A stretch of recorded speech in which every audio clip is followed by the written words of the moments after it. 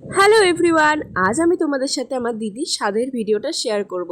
তো দিনটা ছিল 2 মার্চ।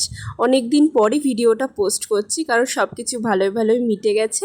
তাই এখন ভাবলাম পোস্ট করা যাক। তো প্রথমেই মা ঠাকুরকে খুব সুন্দরভাবে সাজিয়ে নিয়েছিল, আর এখানে আমি দিদিকে সাজাচ্ছিলাম। অনুষ্ঠানটা যেহেতু ঘরোয়াই ছিল, তাই জন্য কোনো মেকআপ আর্টিস্ট বুক করা হয়নি, আমি দিদিকে সাজিয়ে দিয়েছি। তো প্রথমে চুলটা ভালো করে বেঁধে দিলাম, তারপর একটু মুখে মেকআপ করে দিচ্ছি হালকা, আর তারপর আস্তে আস্তে আমরা সবাই রেডি হয়ে গেছিলাম। এখানে মাও রেডি হচ্ছে, আমিও হাফ রেডি হয়ে গেছি। তো আজকের এই পার্টটায় আমি দিদির সাজগোজ সমস্ত কিছু দেখালাম।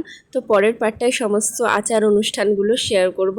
তোমাদের সাথে কথা বলতে বলতে দিদির সাজগোজ একদম কমপ্লিট, আর তোমরা দেখে জানিও আমি কেমন সাজালাম আর দিদিকে কেমন দেখতে লাগছে। আর ওর পুচকুর জন্য তোমরা সবাই আশীর্বাদ করো যেন ওরা দুজনেই খুব ভালো থাকে। তো আজকের ভিডিওটা এইটুকুনি, দেখা হচ্ছে নেক্সট পার্টে। বাই।